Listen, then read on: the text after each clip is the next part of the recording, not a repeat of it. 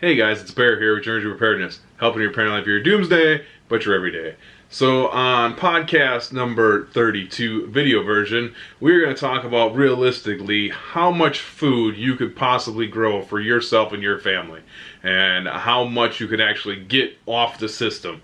And stop being just another cog in the wheel, that spins and goes round, and remove yourself and actually be self-sufficient and self-reliant, okay? And provide for yourself and your family. So we kind of went through that. I got notes on my phone, so I'm kind of looking down here. But the truth is, on average, okay, so the average of a family of four spends $200 a week on groceries. Now, it's anywhere from like $130 to $400 or $300 or something like that, depending on how thrifty you are. So 200 is really, it was kind of right in the middle. Okay, so it was like, it wasn't real. It was kind of in between the low end and the moderate. So $200 is what we're going to average with. All right, but we also consume. A family of four will eat. Now, the family of four consists of 2 adults and 2 children, ages 2 to 11. All right, on average, they consume 8,000 pounds of food a year. That's a lot of food. All right, 8,000 pounds.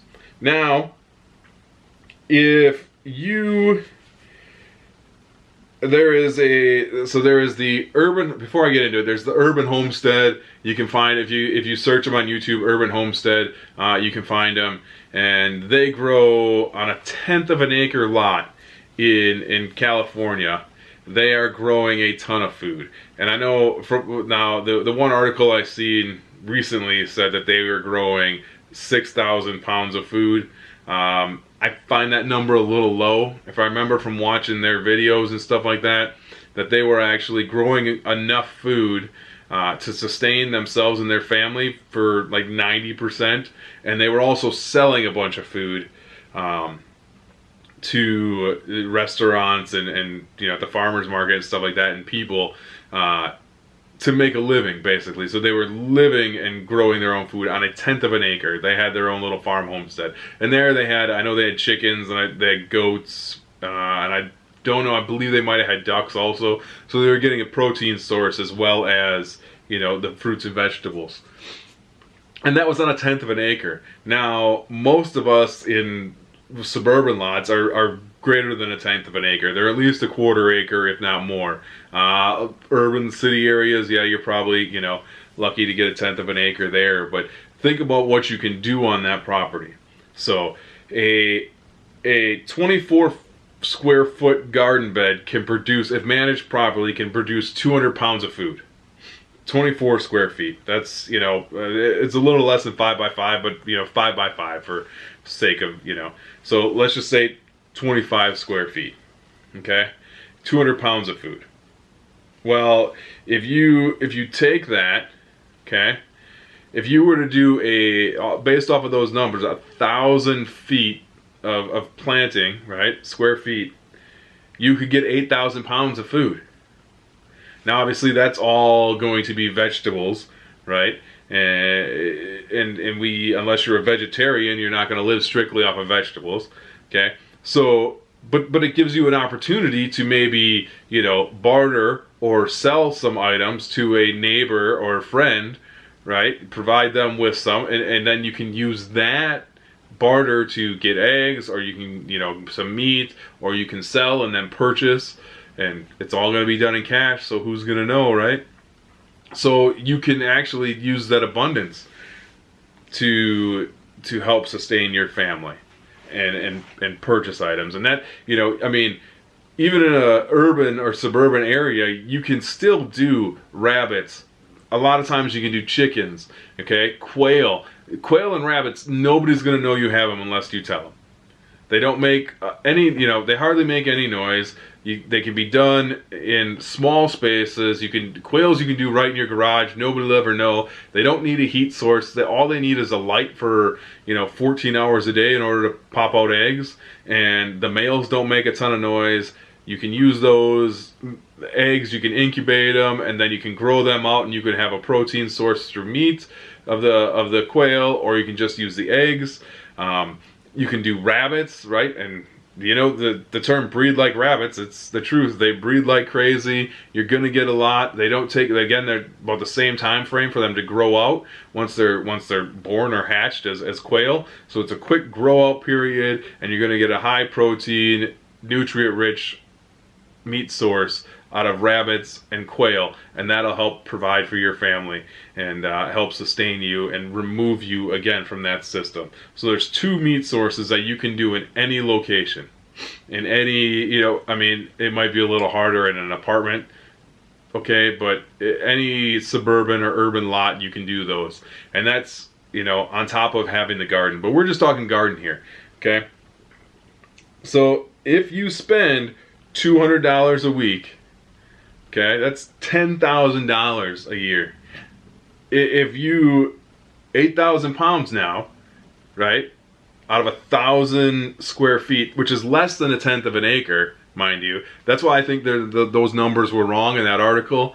But and I understand that that's just grow space. You still have to have walkways in there and stuff, so it's going to be slightly larger than the 1,000 square feet that you're going to, you know, your footprint.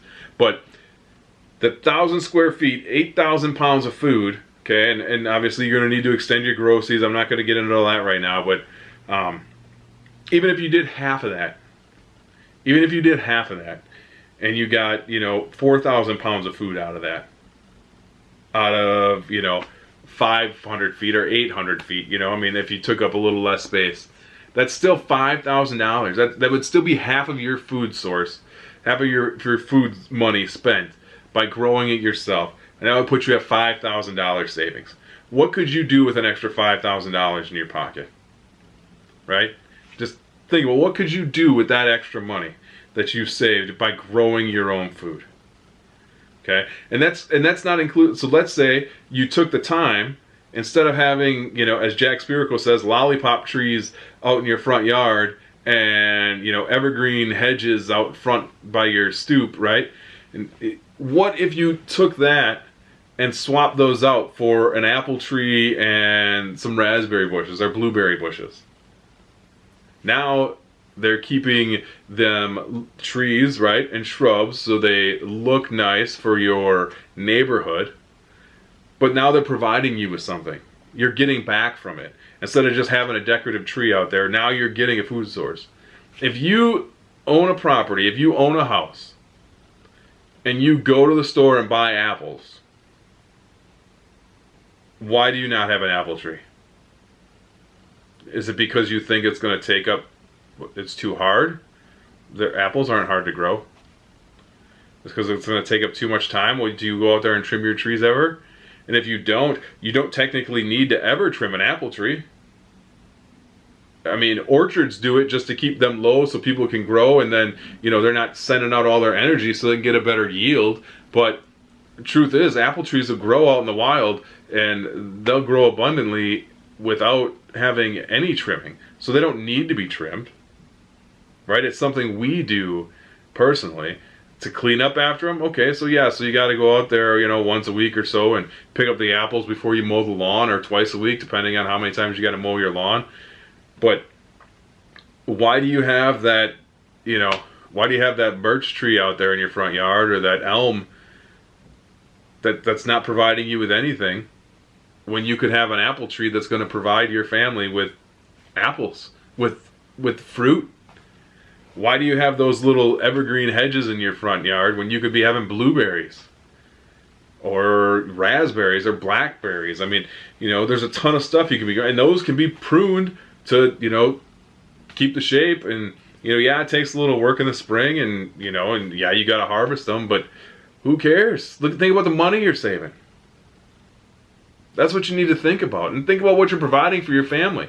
And now you know what's going into those. You know what's going on if that fruit tree has been sprayed with any pesticides or herbicides or fungicides or anything like that, right? You know it's been sprayed, whether or not it has or hasn't. You know what's gone into it. It's not being shipped across the country. Okay? Same with the blueberries and the raspberries and stuff. If you've got those bushes, you know what's going into them. You know if they've been sprayed with anything chemically, right? You're providing it for yourself. You know the answer. It's not guessing. Why aren't we doing that? Especially in the age nowadays with all this climate change stuff and all these, these crazy left people that, are, oh, we need to save the world and fossil fuels and this and that, but yet they constantly are going to, Trader Joe's or what's the other one I can't think of right now. It's owned by Amazon now, I don't remember. Whole Foods. And yeah, it's organic, but they're buying it from there, and that's getting shipped from, who knows where, across the country. And they have no problem eating their avocado toast that's coming across the country from Mexico, and yet they want to complain about, and they don't want to have a fruit tree in their yard, but they'll, ship avocados from Mexico and eat avocado toast every day and tell you how you're bad because you're driving an SUV. I mean, it's reality. So you can, and even if you're in an apartment, again, you can do container gardens. You can do little pots and grow some food there. You can do, if you go to Jack Spirko's YouTube page, and I'll try and leave a link below to his YouTube page, but he's actually doing a shelf right now that is 4 feet by 2 feet, okay?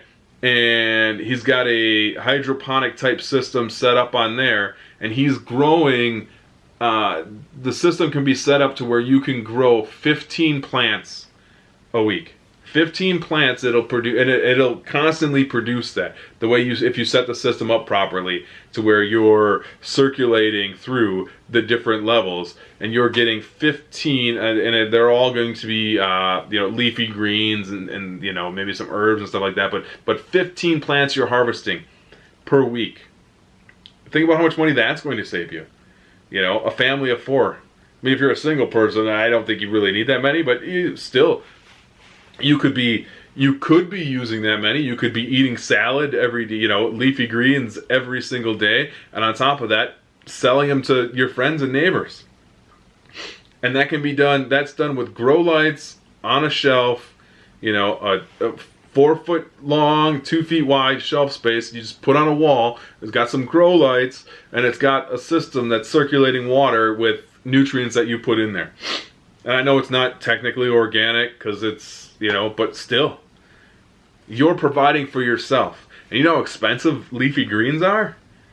Go to the store once and do the math. They're pricey. They're not cheap. Salad greens there's a lot of people, a lot of market gardeners that are making a ton of money off of salad greens, making a living off of salad greens. So not only would you be providing for yourself and not relying on the system, it's nutrient dense, it's full of vitamins, it's full of minerals. You're providing yourself with a good source of food, saving a ton of money. And that goes with everything. Whether it be, your garden, the fruit trees, the bushes, or the indoor hydroponics, if you're doing quail or rabbits or chickens, just think about it. $10,000 a year you spend on food. Even if you cut that in a quarter, what would you do with that extra money? Even if it's not in half, even if a quarter of it, if you could cut out a quarter of it, what would you do with that extra money? And it's going to add up, because I guarantee, if you look back, time goes by so quickly. Time goes by so quickly. We're already on another election cycle. We've got another election coming up, and does it really feel like Trump's been in there for 4 years? Has 4 years passed already? And think about all that money you could have saved. If you'd have done, half of it, I mean, that's 20 grand in 4 years. And 5 grand a year, right? Even if it's a quarter, that's still 10 grand in 4 years that you've saved. What could you have done with that 10 grand? How much, if you own a home, you own a property, and you have a mortgage, how much of that mortgage could you have additionally paid off? Just by having a garden. And it's not that hard to tend to. It's really not. Doesn't take long to build a garden bed. Doesn't take long to fill it up. It doesn't take long to it doesn't sorry, my phone just went off and I got distracted there. It doesn't take a whole lot to keep up with, right? You go out there maybe 10 minutes a day after work and, see if it needs watering, see if it needs tending to, and kind of decompress and relax. We can be providing for ourselves a lot more than we do in this country. My shirt's all kinds of messed up here. We can be providing for ourselves. And we need to be. So start now. Start this year. Even if it's just a few containers. You don't have to go all out right away, because then it can be overwhelming. Just start with a few containers. Grow a few, just like the call to action, right? And podcast number 31. Start with a few containers and grow a few things. And see how that goes. And then upscale from there. Continue on from there. Don't try and do it all at once. But just continue to increase. Alright? Till next week, when podcast number 33 comes out, this has been Bear with Journey to Preparedness, helping you prepare not for your doomsday, but your everyday. Peace.